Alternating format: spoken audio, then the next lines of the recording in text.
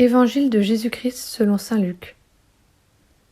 En ce temps-là, Jésus expulsait un démon qui rendait un homme muet. Lorsque le démon fut sorti, le muet se mit à parler, et les foules furent dans l'admiration. Mais certains d'entre eux dirent : c'est par Belzéboul, le chef des démons, qu'il expulse les démons.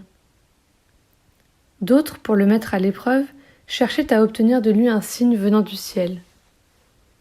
Jésus, connaissant leurs pensées, leur dit : tout royaume divisé contre lui-même devient désert. Ses maisons s'écroulent les unes sur les autres. Si Satan, lui aussi, est divisé contre lui-même, comment son royaume tiendra-t-il ? Vous dites en effet que c'est par Belzéboul que j'expulse les démons. Mais si c'est par Belzéboul que moi je les expulse, vos disciples, par qui les expulsent-ils ? Dès lors, ils seront eux-mêmes vos juges. En revanche, si c'est par le doigt de Dieu que j'expulse les démons, c'est donc que le règne de Dieu est venu jusqu'à vous.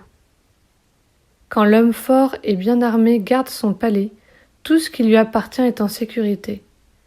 Mais si un plus fort survint et triomphe de lui, il lui enlève son armement auquel il se fiait, et il distribue tout ce dont il l'a dépouillé. Celui qui n'est pas avec moi est contre moi. Celui qui ne rassemble pas avec moi disperse.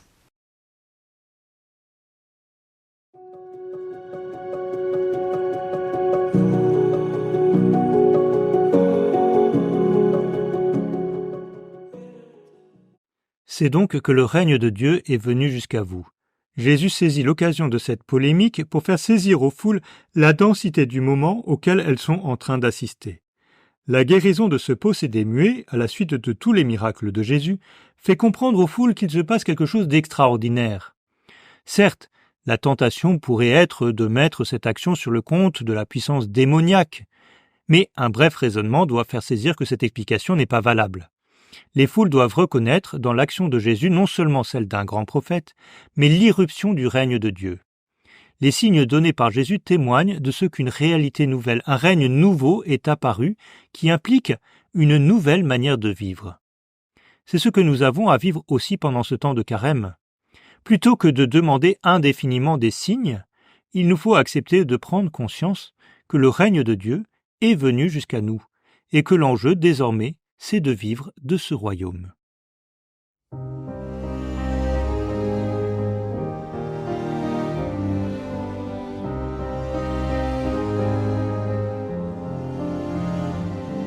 Voici le temps de Dieu, ce moment consacré. Allons à sa rencontre, entrons en sa présence. 40 jours durant d'un pas vif et joyeux, marchons sur ses chemins dans l'unité. Rends-nous la joie d'être sauvés, et nos lèvres publieront ta louange. Raffermis nos pas, viens nous recréer. En nous, Seigneur, un cœur nouveau. Guidés par son esprit, nous irons au désert pour écouter sa voix au creux de nos silences. Nous laisserons les biens qui captivent nos cœurs pour vivre l'essentiel.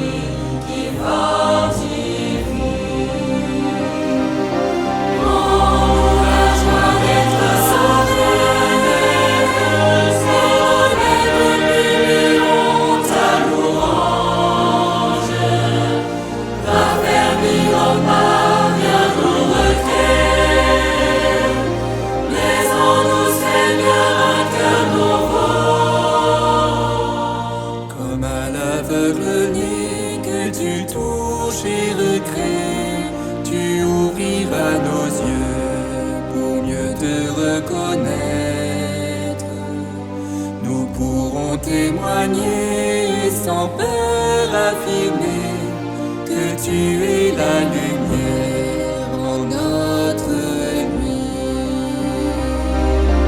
Rends-nous la joie d'être sauvés, c'est nous-mêmes bénirons ta louange.